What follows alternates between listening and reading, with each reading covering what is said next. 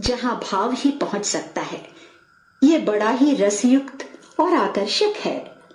अब देखिए ना, राम की शोभा का वर्णन करते हुए वो लिखते हैं, मनहु उमगी अंग अंग छवि छलके।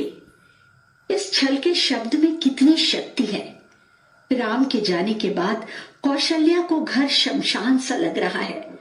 वो कहती हैं, मुझे मृत्यु भी नहीं आती। इसे बड़े ही अनूठे ढंग से कहा गया है। राम लक्ष्मण सीता की मूर्ति हृदय से हटती ही नहीं। बिना उनके सामने लाए मन से रहा ही नहीं जाता। और जब उनकी मूर्ति मन के सामने आ जाती है तब दुख नहीं रहता। अब मरे तो कैसे मरे। एक और सुनिए, जो साधारण है लेकिन क्या गहराई है इसमें। कियो न कछु करिबो न कछु, कहिबो न कछु मरिबोए रह्यो। सब काम कर चुका हूं, बस मरने का काम भर रह गया है। तुलसीदास जी का जन्म सन 1532 में उत्तर प्रदेश के बांदा जिले के छोटे से गांव राजापुर में हुआ था। कुछ लोग उनका जन्म स्थान सोरो, जिला एटा भी मानते हैं। बचपन में ही तुलसीदास जी का उनके माता पिता से बिछोह हो गया। इसीलिए तुलसीदास जी का जीवन बहुत ही संघर्षमय था।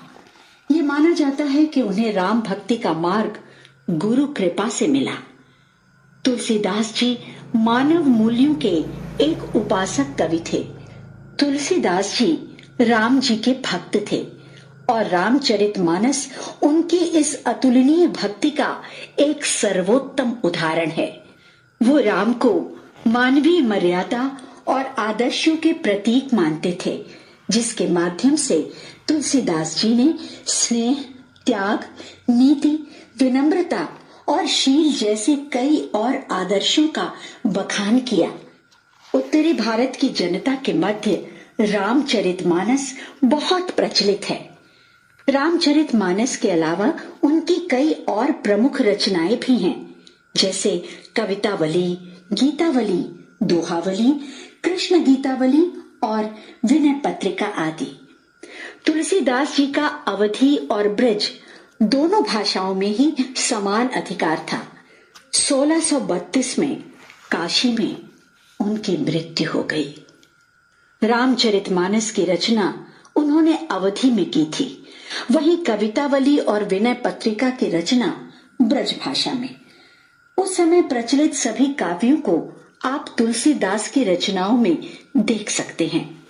भाषा पर उनकी पकड़, भाव की गहराई और थाह, अलंकारों की विशेषता और उपमाओं में वो विशालता कि उसे सुनने और पढ़ने वाला एकदम मुग्ध होकर खो जाए। तुलसी नर का क्या बड़ा, समय बड़ा बलवान, भीला लूटी गोपियां, वही अर्जुन वही बाण। और सुनिए, तुलसी भरोसे राम के, निर्भय होके सोए, अनहोनी होनी नहीं, होनी होए सो होए।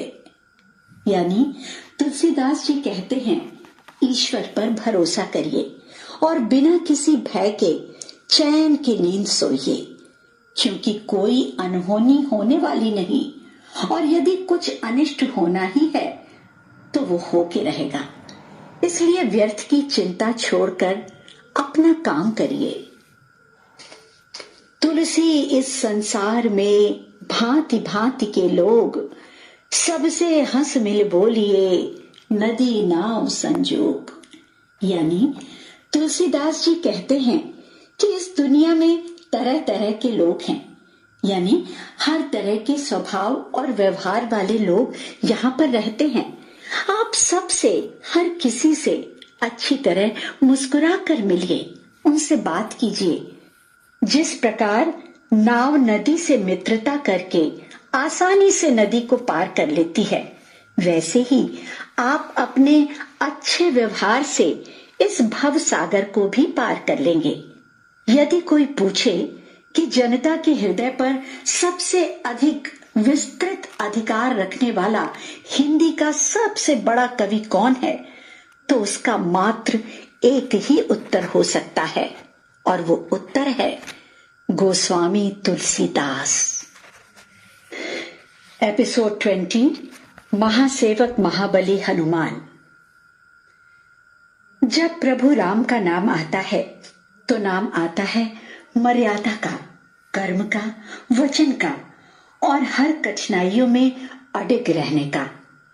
और जब राम की भक्ति की बात आती है तो सबसे पहले जो नाम आता है वो है महाबली हनुमान का। एक ऐसा भक्त जिसमें अपने भगवान के सिवा कुछ भी नहीं। राम के बिना हनुमान की सांसों में कुछ भी नहीं।